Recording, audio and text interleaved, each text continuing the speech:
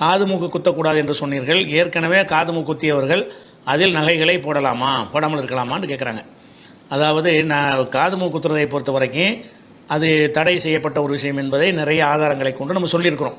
அப்போ காது மூக்கு குத்தினவங்க அதை ஒன்றுமே போடாமல் இருந்தார்கள்னா இயற்கையாகவே ஒன்றா என்ன செஞ்சிடும், அந்த துவாரம் மறைஞ்சிரும். அப்படி தான் அந்த தோல் அமைப்பு எல்லாம் படைச்சிருக்கிறான். அப்படி ஒருத்தங்க செய்யாமல் ஏற்கனவே இந்த அறியாமை காலத்தில் குத்திட்டாங்க, மூக்கு போட்டுட்ருக்காங்க, காதில் ஏதோ போட்டுட்ருக்காங்களா, அது இருந்துக்கிட்டே இருக்கும்.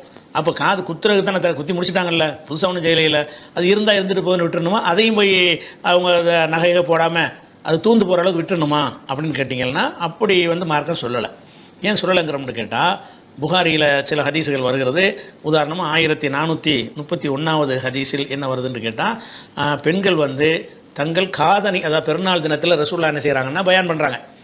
பயான் பண்ணும்போது பெண்கள் பகுதிக்கு கேட்கலை, பெண்கள் பகுதிக்கிட்ட வர்றாங்க. என்ன செய்கிறாங்கன்னா அவங்களுக்கு ஒரு பயானம் பண்ணுறாங்க. அப்போ தர்மம் செய்யுமாறு சொல்கிறாங்க. அப்போ பிலால் என்ன செய்கிறாருன்னா அந்த தர்மம் செய்கிறத கலெக்ஷன் பண்ணுறதுக்காக வேண்டி ஒரு துண்டை ஏந்திக்கு நிற்கிறார். சில ஹதீஸில் மட்டும் பெரும்பாலும் வளையல்களையும் மோதிரங்களையும் கழுத்தணிகளையும் தான் வருது ஏராளமான ஹதீஸுகளில். ஒரு ஹதீஸில் மாத்திரம் என்ன வருதுன்னு கேட்டால் காது வளையங்களைன்னு வருது.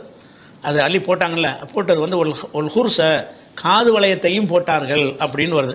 காது வளையம்ங்கிறது புகாரில் 1431 ஹதீஸ். அப்போ காது வளையம்னாலே காதில் போட்டிருக்காங்கன்னு தானே வருதுன்னு வருது ஒத்துக்குறோம். ஹதீஸில் உள்ள இப்படி மறுக்கிறது காது வளையம் தான்.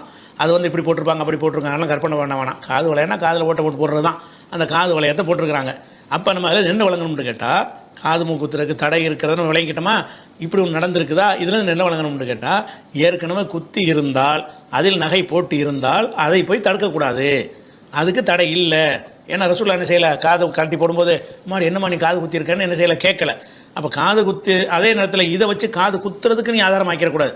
ரசூலுல்லாஹ் முன்னாடி காது குத்தலை, ஏற்கனவே குத்தி இருந்ததை பார்த்துட்டு விட்டுட்டாங்கன்னு தான் வருது இந்த ஹதீஸில். அதனால அது போட்டிருக்கிறாங்க. அப்போ இந்த ஹதீஸ்லேருந்து என்ன விளங்கலாம்னு கேட்டால் ஏற்கனவே காது மூக்கு குத்தியவர்களாக இருந்து அவங்க அதில் நகை போட்டார்கள்னு சொன்னால் அதை நம்ம குற்றம் சொல்ல முடியாது. ஏன்னா ரசூலுல்லாஹ் கண்ணு முன்னாடி அதை பார்த்து கண்டிக்காமல் இருந்திருக்கிறார்கள் அப்படின்னு நம்ம எடுத்துக்க வேண்டியதான்.